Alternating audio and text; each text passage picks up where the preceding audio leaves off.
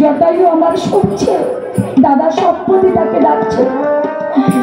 সে জটায়ু আমার দাদার চিৎকার শুনে সে জটায়ু পাগলের মতো উঠতে উঠতে, কোথায় আমার বাবা, দাদা দাদা বলে কাঁদছে। সে জটায়ু আর পর্বতে পর্বতে ঘুরছে।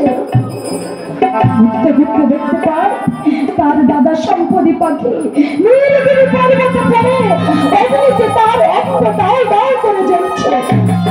সম্পত্তি পাখি সঙ্গে সঙ্গে ছুটে যেয়ে সরোবর থেকে জল নিয়ে দাদার গায়ের অগ্নি নিভাইয়ে দিয়েছে। সম্পত্তির গায়ের অগ্নি যখন নিভাইয়ে দিয়েছে মা, সম্পত্তি পাখি তখন দানা পুড়ে গেছে, পদ পুড়ে গেছে।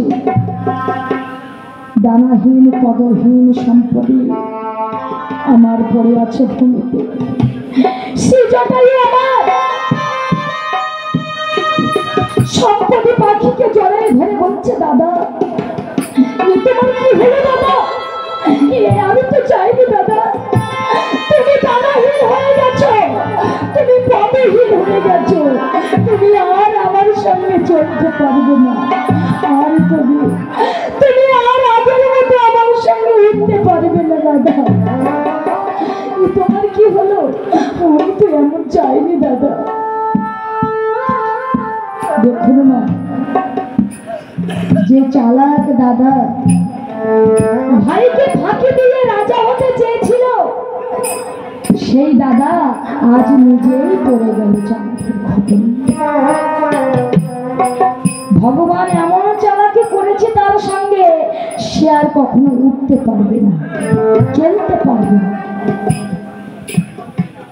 সম্পূর্ণ সম্পত্তি যুক্তি করেছিল যে এই রাজ্যে রাজা হব আমি, আমার ভাইকে রাজ্যের ভাই দেব না, আমার ভাই আমার চেয়ে বেশি উঠতে পারে না, এই রাজ্যের রাজা আমি হব।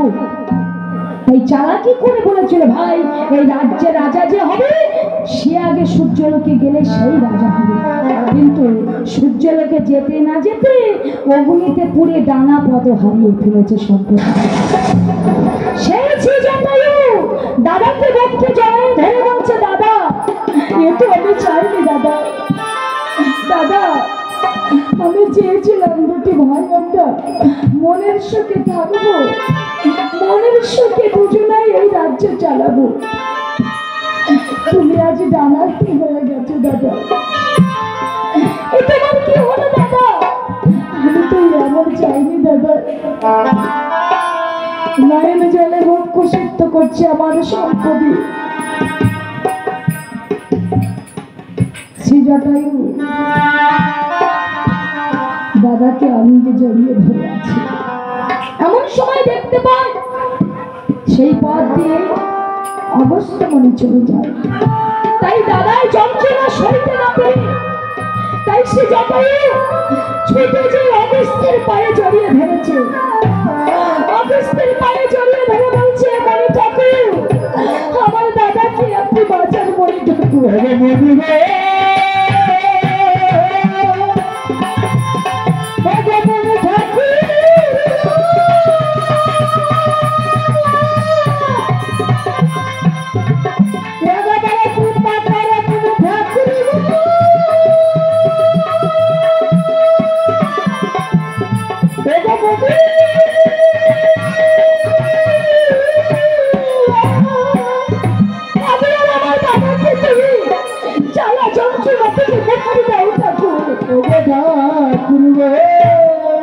অগস্ত্যমণি আমার ছুটে যেয়ে দেখতে পায় সম্পত্তি পাখি জ্বালায় সহ্য করতে পারছে না, ভূমিতলে গড়াগড়ি যায়। তাই অগস্ত্যমণি তার অঙ্গে স্পর্শ করে, তার হস্তে ছিল মৃত সঞ্জীবনী বাড়ি, সেই জল দিয়ে ধৌত করে দিয়েছে সম্পত্তি। সম্পত্তি পাখি আমার যত ছিল জ্বালা যন্ত্রণা সবই দূরীভূত করলেন। জ্বালা যন্ত্রণা দূরে গেছে, কিন্তু সম্পত্তি পাখি ডানা পদে ফিরে পেল না।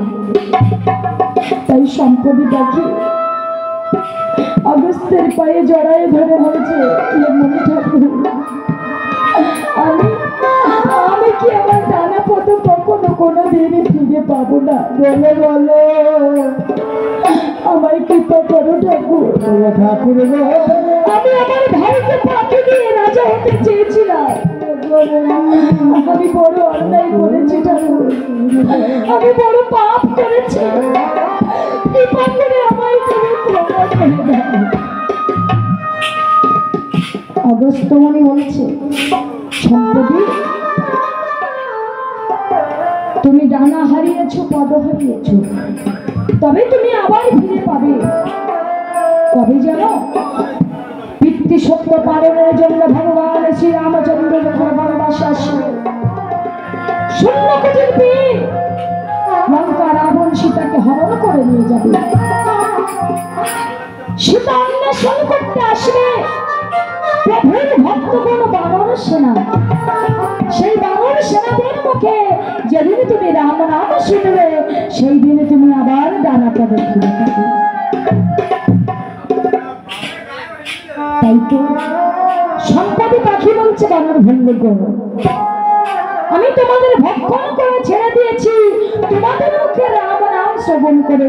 এই দেখো আমার ডানা আমি ফিরে পেয়েছি, আমার পদ আমি ফিরে পেয়েছি। তাই তোমরা যে প্রভুর ভক্ত, আমি তোমাদেরকে ভক্ষণ করতে পারি। শোনো শোনো বানর ভঙ্গ, আমি যখন প্রভুর রাম নাম শ্রবণ করে প্রভুর কৃপাতে আমি আমার ডানা পদ ফিরে পেয়েছি। সীতা মাকে অন্বেষণ করতে আমি যাব। মা সীতাকে এখানে অন্বেষণ করলে পাবে না, জানো? আমি যখন ডানাহীন পদহীন হয়ে এই পর্বত করেছিলাম, সেই দিন একদিন লক্ষ্য করে দেখলাম শূন্য পদ ধরে লঙ্কা রাবণ সীতাকে রথে করে হরণ করে নিয়ে যায়। তাই সীতা মা সেদিন কেঁদে কেঁদে বলেছিল, ওগো বনের বৃক্ষ, ওগো বনের পশু পাখি, তোমরা কোথায় আছে? একবার আমায় রক্ষা করো, একবার ভীষণ রাবণের হাত থেকে আমায় রক্ষা করো। তখন আমি সীতার ক্রন্দন শুনে আমি মাকে রক্ষা করতে পারিনি। আমি শুধু নিরালে বসে বসে কেঁদেছিলাম, কারণ আমার ডানাহীন পদহীন আমি এক পাখি, আমি উঠতে পারি না। আমি কেমন করে সীতামাকে আমি রক্ষা করতাম?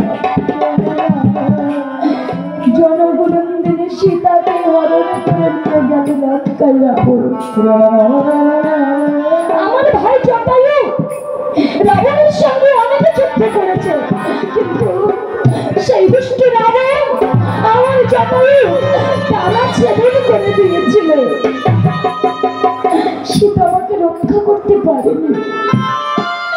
তাই বানর বন্ধুগণ, প্রভুর কৃপায় আমি আমার ডানা পদ ফিরে পেয়েছি। সেই মাকে অন্বেষণ করতে যাব আমি লঙ্কায়।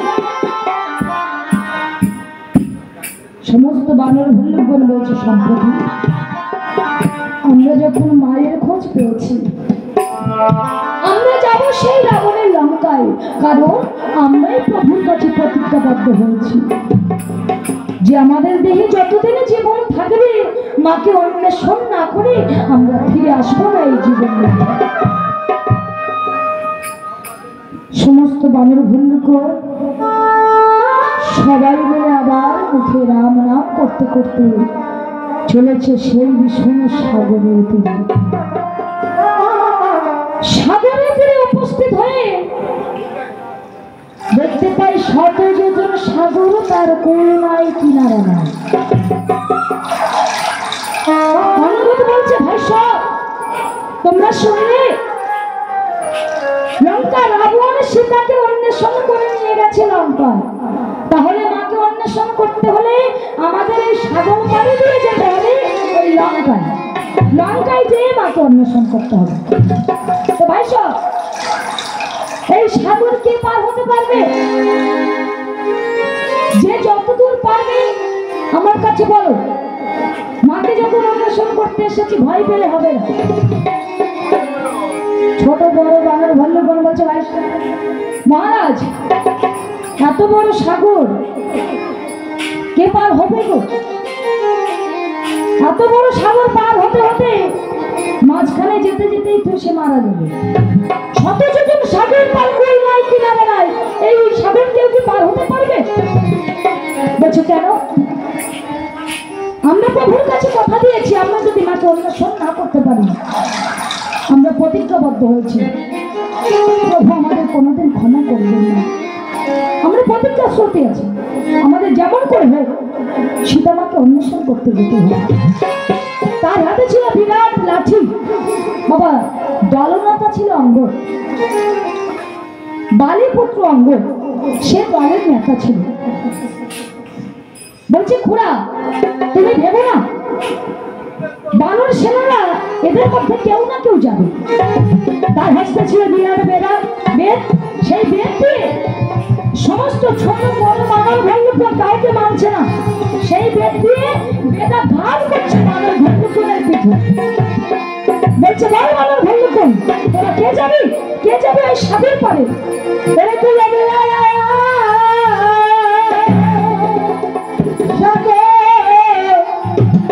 পারে আমার সীতায় শোনাবে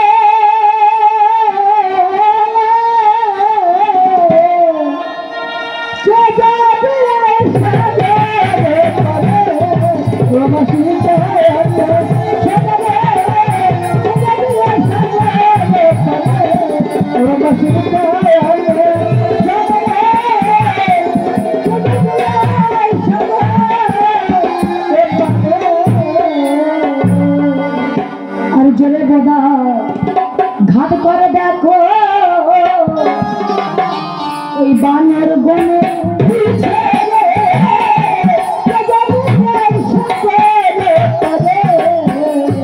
আর ছোট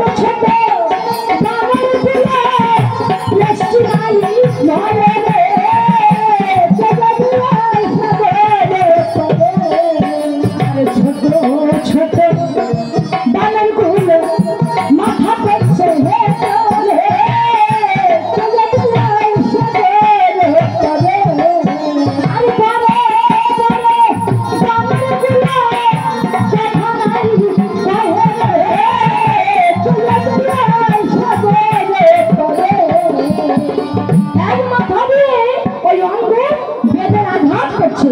বেদাঘাত খেয়ে ছোট ছোট বানরগুলো লেজটা গুটিয়ে ওই মাথাটা নিচের দিকে দিয়ে পাছাটা উঁচু করে দিয়ে বসে আছে।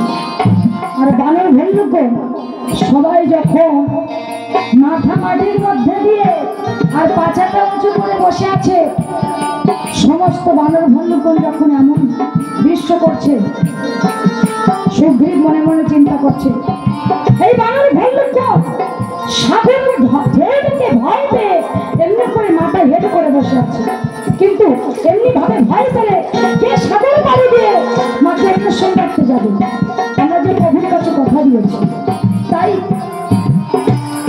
অঙ্গদকে রেখে বলছে অঙ্গদ যতক্ষণ না এরা বলছে সাগর পাড়ি দেবে ততক্ষণ তুমি এদের প্রহার করে যাবে। তাই আর মাথা দিয়ে অঙ্গদ প্রহার করছে জোরে জোরে অঙ্গদ বিজয়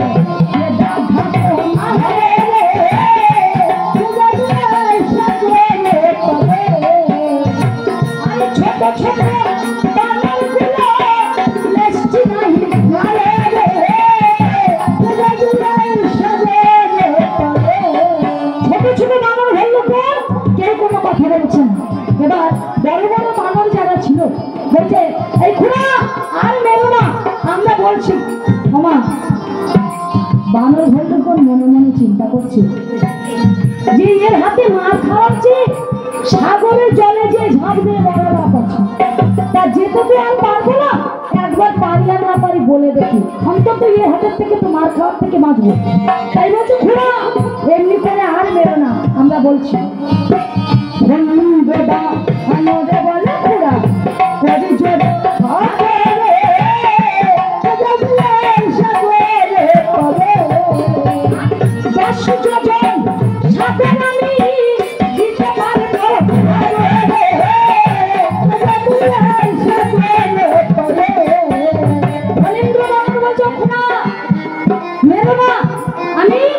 10 যোজন পর্যন্ত লাভ দিয়ে যেতে পারে, ওর বেশি আমি আর যেতে পারবো না। অঙ্গদ বলছে খুড়া 10 যোজন গেলে হবে, এখনো 90 যোজন পড়ে আছে, 100 যোজন সাগর, এই সাগর লাভ দিয়ে যেতে হবে ওপারে। কেউ কোনো বানর বললে কোনো কথা বলছে না, আবার মারছে, বলছে বলো ভাই সব এমনি ভাবে চুপ করে বসে থেকে না। তাই নন্দিন বাবা নবে বলে খুড়া কবি যে হাতে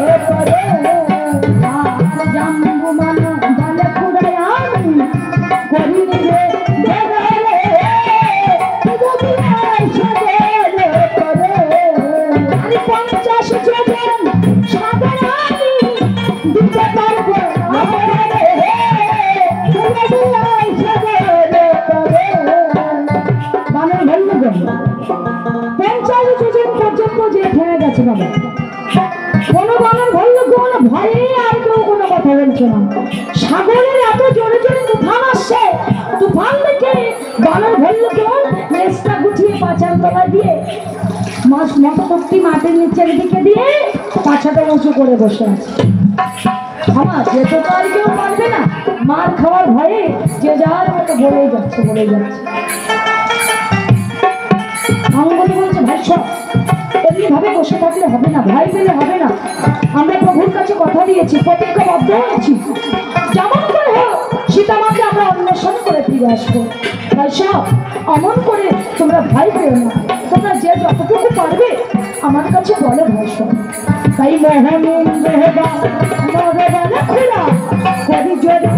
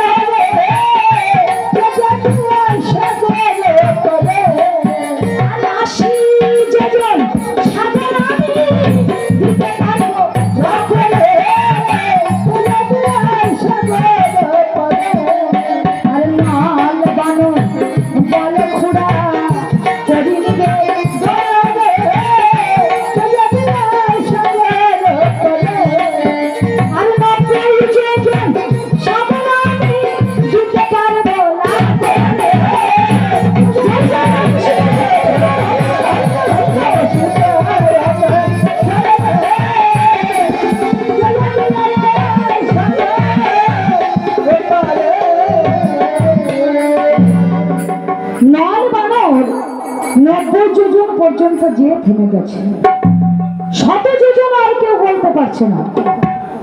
বলছে খুড়া আমরা কেউ যেতে পারি আর না পারি, আমরা সবাই বলেছি, কিন্তু আমাদের মধ্যে যে বয়োজ্যেষ্ঠ জাম্বুবান খুড়া সে কিন্তু কোনো কথাই বলেনি, আমরা সবাই কিন্তু কম বেশি করে বলেছি। আচ্ছা খুড়া আমাদের মধ্যে তো তুমি সর্বশ্রেষ্ঠ, তোমার সবচেয়ে বয়স বেশি, তুমি বয়োজ্যেষ্ঠ, আচ্ছা তুমি তো কোনো কথা বললে না, তুমি কি যেতে পারবে না? বলছে দেখো, আমার যখন তোমাদের মতো বয়স ছিল, এই শত যোজন সাগর আমি এবেলায় পার হয়ে যেতাম আর ওবেলায় পার হয়ে ফিরে আসতাম। এখন আমার তো খুব বয়স হয়ে গেছে, এখন আর পারছি না। বলছে না খুড়া, তা বললে তো হবে না।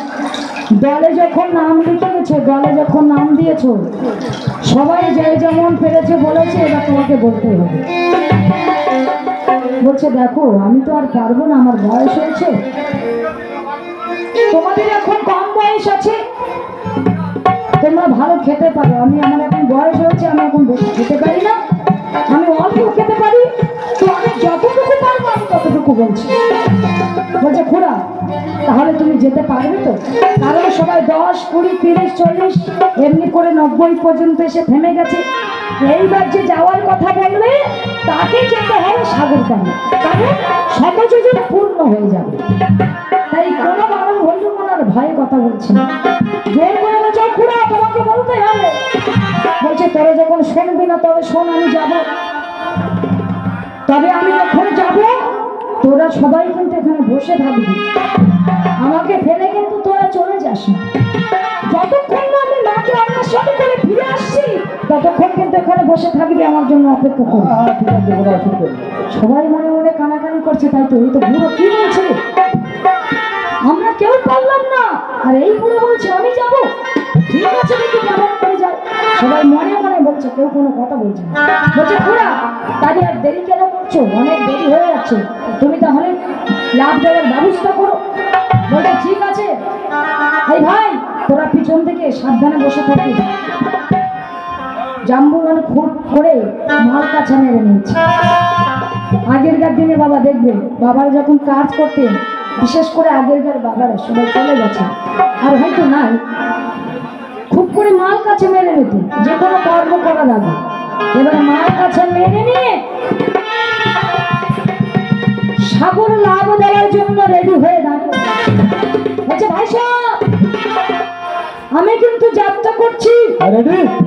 এই দাঁড়া, এত বড় সাগর রেডি বললে পার হওয়া যাবে না, ভালো করে গুছিয়ে নি।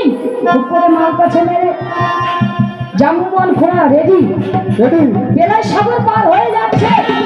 কি করেছে, সামনে যাওয়া দূরে থাকছে ঘোড়া, পিছনে দিলে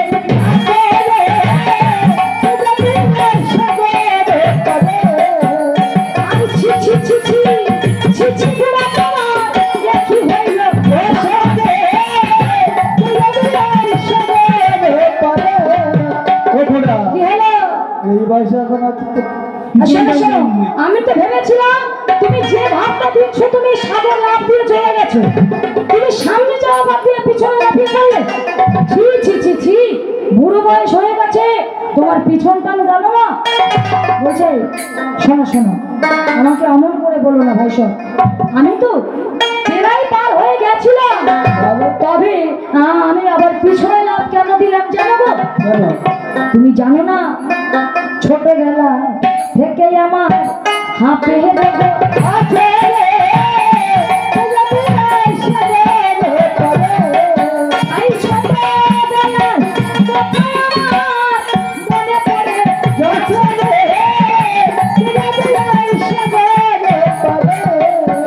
শোনো ভাই সব, ছোটবেলায় আমার খুব হাঁপিয়ে রোগ ছিল, হঠাৎ করে আমার মনে পড়ে গেল ছোটবেলার হাতের রোগ যদি এখন সাজিয়ে বসে, আমি ওই সাগরের আধা মাঝখানে আমি ঘুরে যাব।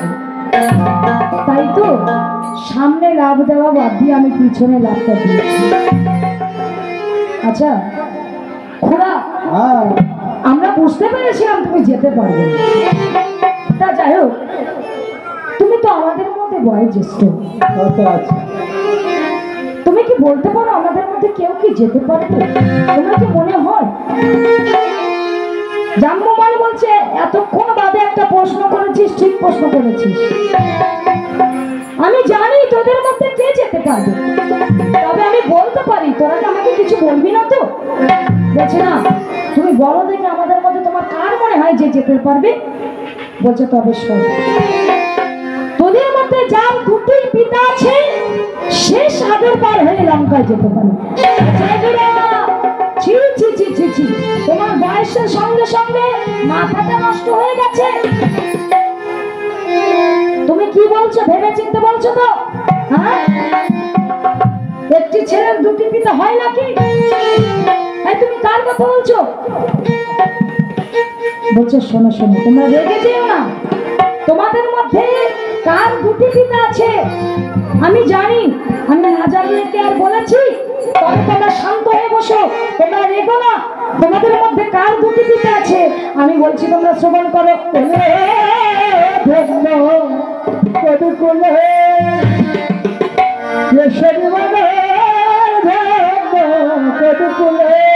এই সীতা উদ্ধারের জন্য জন্ম নিলাম পবনের নন্দ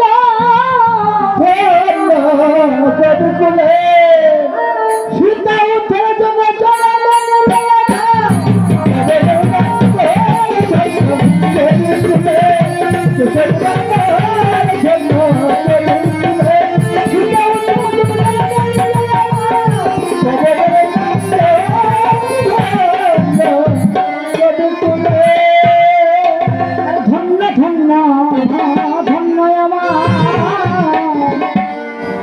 কেশরী নন্দ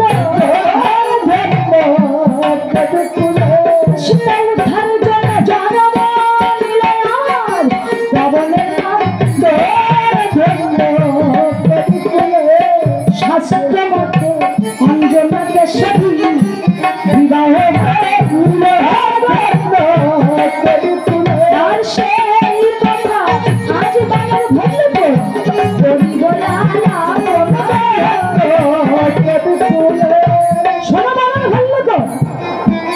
শাস্ত্র মতে একদিন অঞ্জনা কেশরী বিবাহ হয়েছে। অঞ্জনা যখন স্বামী গৃহে গেল কিছুদিন বাদে সেই পর্বতে খরা দেখা দিয়েছে। খরা দেখা দিলে কি হয় বাবা? অনাবৃষ্টিতে গাছে ফুল হয় না, ফল হয় না, নদী নালা শুকায় যায়। তো বাবা বানর ভল্লুকগণ ফল মূল খেয়ে বেঁচে থাকে। এবার সেই পর্বতে যখন মাসের পর মাস কোনো গাছে কোনো বৃক্ষে ফল ফুল পেল না, তখন কেশরী বানর আমার মনে মনে চিন্তা করছে, আমার অঞ্জনাকে আমি বিবাহ করে এনেছি, ও যে অভুক্ত অবস্থায় বাঁচতে পারবে না, কতদিন এমনি ভাবে বাঁচবে? হয়তো ক্ষুধার জ্বালা সইতে না পেরে অঞ্জনা মারা যেতে পারে। তা কেশরী বানর একদিন অঞ্জনাকে ডেকে বলছে, অঞ্জনা অঞ্জনা, এই পর্বতে খরার কারণে কোনো গাছে ফল ফুল না, আমি তোমার জন্য অন্য পর্বতে চেয়ে আমি ফল অন্বেষণ করে আনবো। তুমি তুমি কিছুদিন এখানে অপেক্ষা করো, আমি 2-3 দিনের মধ্যে তোমার কাছে ফিরে আসবো। অঞ্জনা, তুমি যেন কখনো এই কুটির থেকে তুমি বাইরে যেও না। অঞ্জনা বলছে, ঠিক আছে স্বামী, তাই হবে, তুমি 2-3 দিনের বাড়ি ফিরে এসো। অঞ্জনা আমার কুঠিরে বসে আছে। এমন সময় অঞ্জনাকে দেখে কেশরী আমার অন্য পর্বতে গেছে ফল অন্বেষণ করতে, কিন্তু না, সেখানে গিয়ে দেখতে পাই একই অবস্থা। কথাই বলে না বাবা, এক জায়গায় দুপুর হলে সব জায়গায় দুপুর। সেখানে অনাবৃষ্টি, সেখানে কোনো গাছে ফল ফুল কিছু না। তাই কি করেছে, সেই পর্বত থেকে আবার অন্য পর্বতে চলে গেছে কেশরী। আবার সেখানে যে দেখতে পায় সেখানে কোনো পর্বতে গাছে ফল ফুল কিছু। এমনি ভাবে 4 দিন 5 দিন 6 দিন 7 দিন 1 সপ্তাহ কেটে গেছে। 1 সপ্তাহ যখন কেটে গেছে তখন অঞ্জনা আমার মনে মনে চিন্তা করছে, তাই তো আমার পতি দেবতা যে আমাকে বলে গেল যে অঞ্জনা আমি 2-3 দিন বাদে ফিরে আসবো ফল নিয়ে, আমার পতি এখনো কেন ফিরে আসছে না?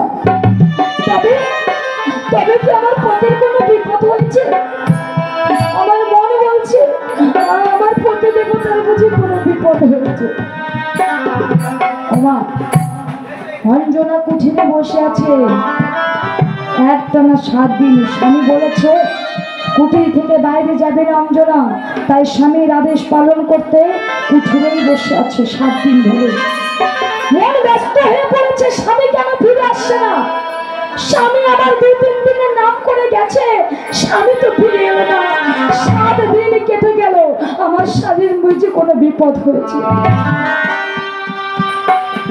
সত্যি তো মা, যে স্বামী 2-3 দিনের নাম করে চলে যায়, 7 দিন হয়ে গেছে ফিরে আসে না, তার স্ত্রী ভাবতেই পারে আমার স্বামীর বিপদ হয়েছে।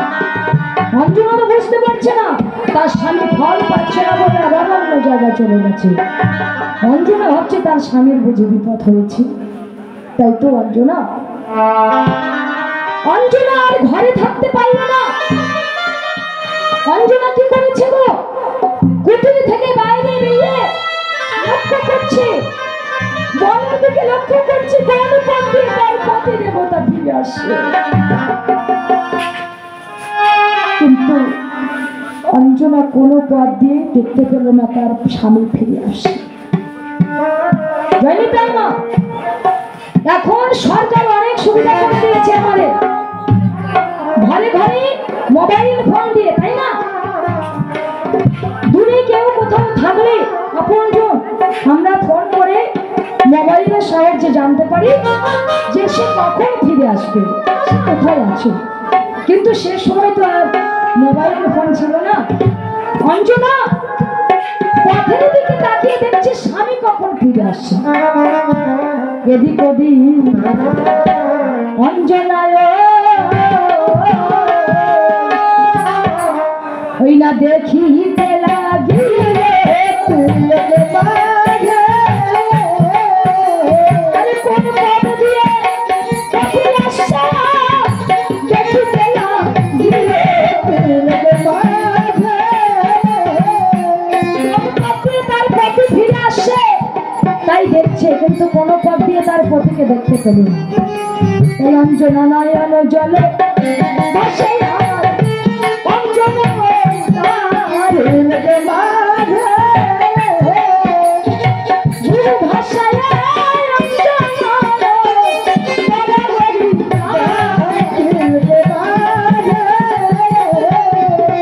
অঞ্জনা আমার পতিকে ডাকছে পতি বলে, আর নয়ন জলে বক্ষ ভাষায় আর ধুলাই করে অঞ্জনা আমার গলা গড়ি যায়।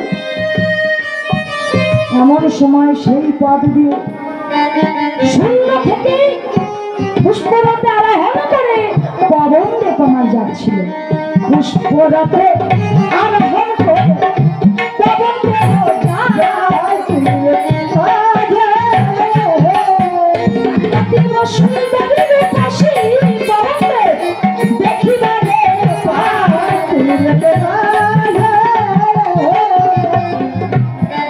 দেব যখন শূন্য পথ ধরে চলেছে পুষ্পলতা আরোহণ করে, দেখতে পাই পবন দেখতে পাই ভূমি তলে বিদায় করে গড়াগড়ি যায় এক পরমা সুন্দরী রূপসী।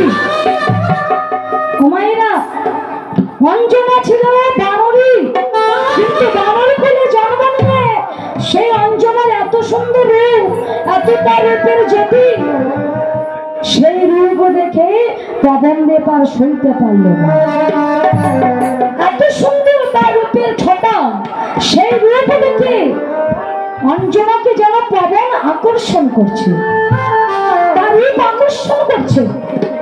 বলছি এত সুন্দর সুন্দরী রূপসী আমি তো আগে কখনো দেখিনি। কে সুন্দরী? শূন্য থেকে রাত খানা নিয়ে নিচে নামতে দেখতে পাই একজন বানরী, তার অতীব সুন্দর তার রূপের ছোটা। কে বানরী? কে তুমি? বলছি আমি একজন প্রতিপ্রতা নারী। বলছি এত সুন্দর তোমার রূপ, আমি তো আগে কখনো কোনোদিন এত সুন্দর রূপসী দেখি না। এসো নারী, তোমার রূপ দেখে আমি তোমার প্রেমে আকর্ষিত হয়েছি।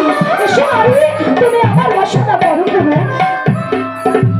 সঙ্গে সঙ্গে অঞ্জনা আমার দুটি কর্ণে হাসতে দিয়ে বলছে, ঠাকুর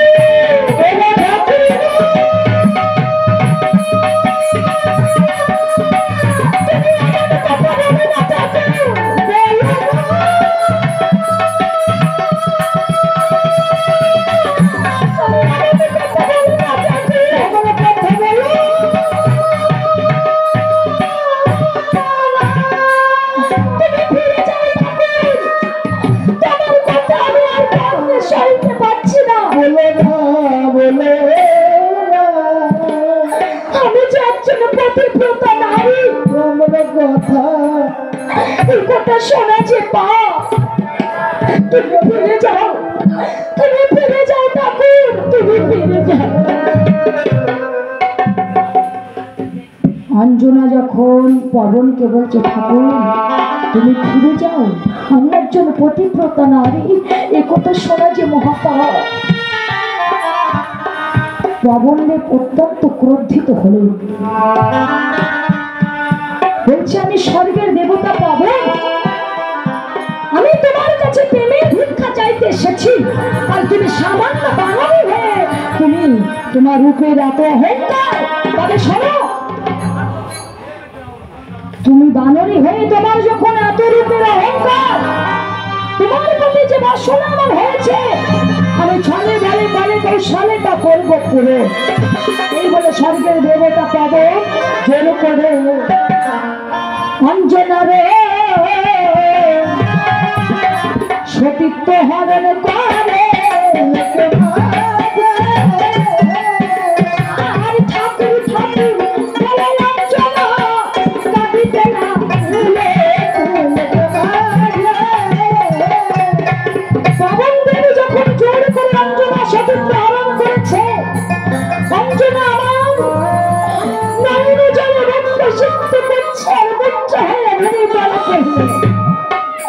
ভূমি তলে পরে গড়াগড়ি দিয়ে পবনকে বলছে, পবন আমি একজন পতিব্রতা নারী, স্বামীর সেবা নারীর ধর্ম, তুমি আমার সতীত্ব নষ্ট করেছ, তাই আমি তোমার অভিসম্পাদ করবো। পবন সঙ্গে সঙ্গে অঞ্জনাকে বলছে, অঞ্জনা তুমি আমার অভিসম্পাদ করো না, আমি স্বর্গের দেবতা পবন, আমি বড় ভুল করেছি, আমায় তুমি ক্ষমা করে দাও। অঞ্জনা, অঞ্জনা আমি তোমায় আশীর্বাদ করছি, আমার এই বর্ষে তোমার গর্ভে যে সন্তান আসবে,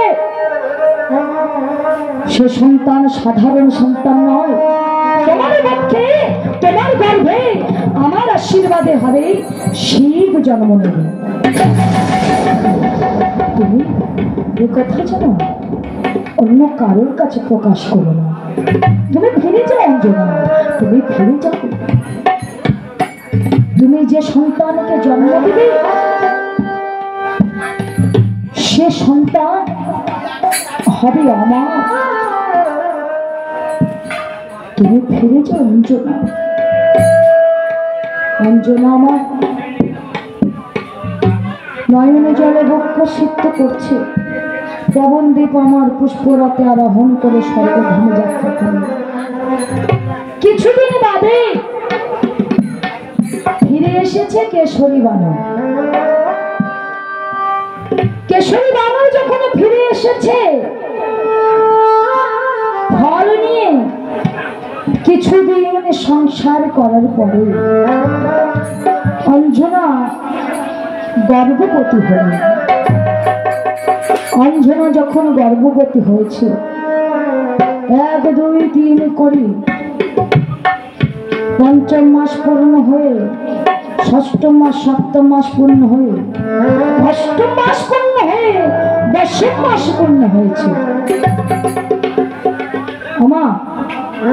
আমরা সাধারণত মায়েরা কত মাসে সন্তান প্রসব করি? শাস্ত্র মতে 10 মাস 10 দিন, তাই না? কিন্তু এখনকার মায়েরা আমরা 10 মাস 10 দিন গর্ভে সন্তানকে ধারণ করে রাখতে পারি না। তবে তবে আপনারা মনে মনে চিন্তা করছেন, তবে 10 মাস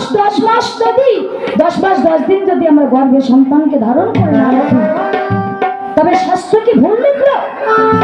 কিন্তু না মা, এই কলিযুগের মায়েরা আমরা 10 মাস 10 দিন কেউ সন্তানকে গর্ভে রাখতে পারি না। আমরা সন্তান প্রসব করি 8.5 মাস 9 মাসের মধ্যে। কোনো একটা সন্তানকে 10 মাস রাখতে পারি না। 10 মাস 10 দিন গর্ভে ছিলেন কারা? যারা ছিলেন মহাপুরুষ, যারা মহাপুরুষ ছিলেন তারা 10 মাস 10 দিন মাতৃগর্ভে থাকতেন। কিন্তু এখানে আজ অঞ্জনা 10 মাস 10 দিন হয়ে গেছে, 11 মাস পেরিয়ে গেছে, 12 মাস পেরিয়ে গেছে, তবে অঞ্জনা প্রসব করছে না। পাড়ার মেয়েরা এক জায়গায় জলের ঘাটে এসে বলছে, এই দিদি শোন শোন, আমরা ভেবেছিলাম অঞ্জনা গর্ভবতী, কিন্তু পরে জানতে পারলাম অঞ্জনা গর্ভবতী নয় রে, অঞ্জনার উদরে জল জমেছে। ওই 11 মাস পেরিয়ে 12 মাস হয়ে গেছে, অঞ্জনা এখনো প্রসব করেনি। তাহলে এর গর্ভের মধ্যে কি আছে? অঞ্জনার বড় ব্যাধি হয়েছে রে, আমাদের অঞ্জনা বুঝে আর বাঁচবে না রে দিদি। পাড়ার মেয়েরা বলা পাওয়া করছে আর কান্নাকাটি করছে, অঞ্জনার ব্যাধি হয়েছে। অঞ্জনা আমার শুনতে পেয়েছে কথা যে অঞ্জনার ব্যাধি হয়েছে, তাই অঞ্জনা আমার পবনকে ডেকে ডেকে বলছে, তুমি যে আমায় আশীর্বাদ করে বলেছিলে আমার গর্ভে নাকি শিব জন্মগ্রহণ করবে, কিন্তু ঠাকুর আমি 11 মাস পেরিয়ে 12 মাসে আমার পূর্ণ হয়ে গেছে, আমি তো আমার সন্তানকে জন্ম দিতে পারছি না। ওগো ঠাকুর, তুমি বলে দাও ঠাকুর, আমি এখন কি করবো ঠাকুর? ঠাকুর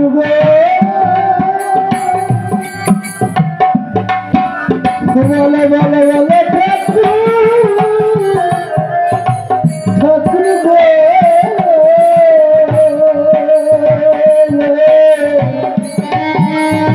12 মাস পূর্ণ হয়ে 13 মাসে পড়ে গেছে, বলে দাও।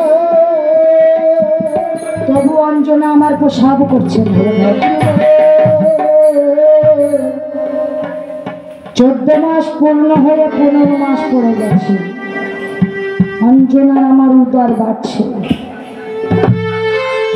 অঞ্জনা আহার নিদ্রা ত্যাগ করেছে, অঞ্জনা আর সইতে পারছে না। অঞ্জনা মনে মনে ভাবছে, আমি কবে আমার সন্তানকে জন্ম দিয়ে পৃথিবীর আলো দেখাবো? পাড়ার মেয়েরা বলছে আমার উদরে নাকি জল জমেছে, আমি গর্ভবতী নয়। পবন তো তুমি আশীর্বাদ করলো, তবে কি মিথ্যা? 15 মাস পূর্ণ হয়ে 16 মাস পূর্ণ হয়ে 17 মাস পড়ে গেছে। সেই দিনে সূর্য গ্রহণ লেগেছে, সূর্য গ্রহণ লেগেছে, রাহু সূর্যকে গ্রাস করতে চলেছে। এমন সময় অঞ্জনা মা আমার প্রসাদ করছে। অঞ্জনা মা আমার সন্তান প্রসাদ করলে, ছোট্ট শিশু আমার জন্ম দিয়েছে। অঞ্জনা কোলে নিয়ে বড় আনন্দ হয়েছে। এবার সন্তানকে কোলে নিয়ে যখন আনন্দ করছে, সেই সন্তানের লক্ষ্য করে চুপারের দিকে। বাবা, অঞ্জনা সাধারণ সন্তানকে কিন্তু জন্ম দেয়নি, পবনদেবের আশীর্বাদ। তো বাবা, সেই সন্তান ভূমিষ্ঠ হওয়ার সঙ্গে সঙ্গে লক্ষ্য রাখলেন উপরের দিকে। শুধু অঞ্জনার সন্তান না, আমাদের সন্তান যখন আমরা প্রসব করি তখন তাদের লক্ষ্য থাকে উপরের দিকে, যে হা গোবিন্দ, আমরা ধরা বিশ্বাস করে আমরা সবাই আপনার ভজন গান গাই। তাই আমরা সবাই কিন্তু ভগবানকে ডাকি, তাই লক্ষ্য রাখি উপরের দিকে। তো অঞ্জনার পুত্র যখন লক্ষ্য করেছে উপরের দিকে, অঞ্জনার পুত্র দেখতে পায় একটি বিরাট লাল ফল। সেই লাল ফলটি কি মা? সূর্যদেবকে দেখে ভাবছে বিরাট লাল ফল। সেই সূর্যদেবকে দেখে ফল ভাবছে যে আমি ভূমিষ্ঠ হওয়ার সঙ্গে সঙ্গে এত সুন্দর জিনিস সৃষ্টি করেছে ভগবান আমার জন্য, আমি ওই ফলটিকে ধরব।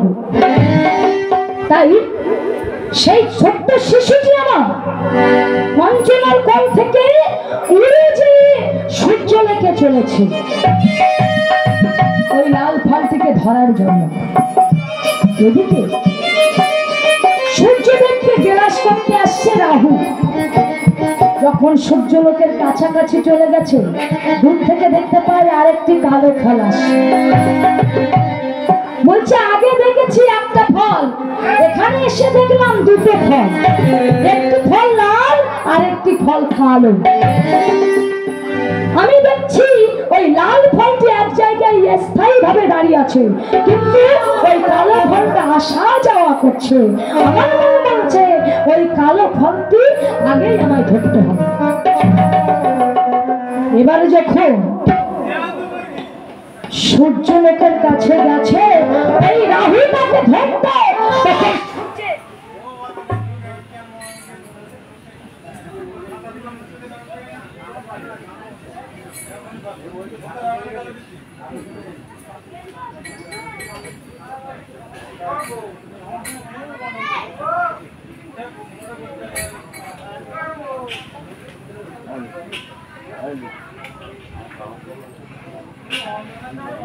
তখন